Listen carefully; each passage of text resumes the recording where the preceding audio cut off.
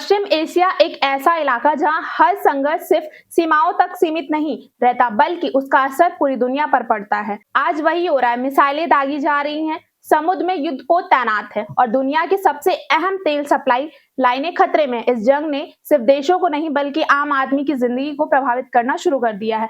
भारत में भी सवाल उठ रहा है, क्या पेट्रोल महंगा होगा, क्या गैस सिलेंडर की किल्लत होगी, क्या महंगाई बढ़ेगी, और सबसे बड़ा सवाल, क्या हम इस वैश्विक संकट के लिए तैयार हैं? इन्हीं सवालों के बीच प्रधानमंत्री नरेंद्र मोदी लोकसभा में खड़े हुए और देश के सामने रखा।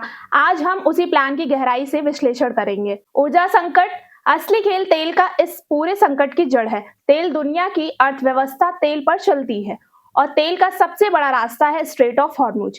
यहाँ से दुनिया का लगभग 20% तेल गुजरता है। अगर यहाँ एक दिन भी सप्लाई रुकी तो पूरी दुनिया में हड़कंप मच सकता है। लेकिन भारत ने यहाँ एक बड़ा गेम खेला है। पहले 27 देशों से तेल, अब 41 देशों से आयात, यानी रिस्क स्प्रेड। अगर एक जगह संकट तो दूसरी जगह से सप्लाई जारी। पीएम मोदी ने साफ कहा, भारत के पास पर्याप्त तेल स्टॉक है, लेकिन सवाल है ये स्टॉक कितने दिन चलेगा, और अगर जंग लंबी चली तो यहीं से शुरू होती है असली परीक्षा।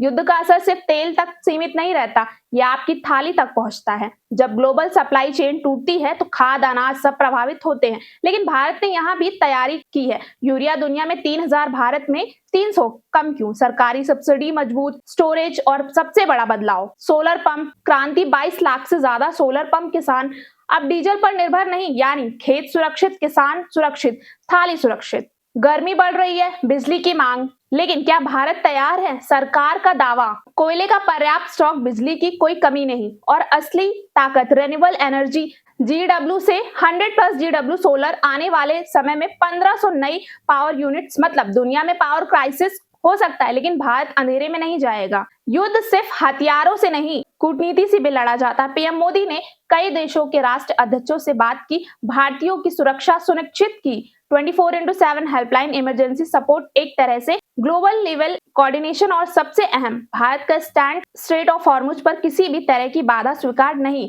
भारत शांति चाहता है, स्थिरता चाहता है। हर संकट हर अवसर भी होता है। भारत ने इसे समझा। Ethanol blending, electric vehicles, metro विस्तार, कम तेल आयात, ज्यादा बचत, कम प्रदूषण, यही है आत्मनिर्भर भारत। अब बात करते हैं लखनऊ की। यहाँ के लोगों में भी चिंता है। पेट्रोल के दाम बढ़ेंगे, गैस महंगी होगी, लेकिन साथ ही एक भरोसा भी है कि इस बार भारत पहले से ज्यादा तैयार है। पीएम मोदी का संदेश साफ है, भारत अब रिएक्ट नहीं करता, भारत प्री एक्ट करता है। योजना, तैयारी और रणनीति, यही नया भारत। पश्चिम एशिया में जंग जारी, लेकिन भारत अपनी तैयारी के दम पर मजबूती से खड़ा है। सवाल यही है, क्या आपको लगता है कि भारत इस संकट से निपटने के लिए पूरी तरह तैयार है? और ऐसी तमाम खबरों को देखने के लिए जुड़े रहिए हमारे साथ, देखते रहिए TS न्यूज़। धन्यवाद।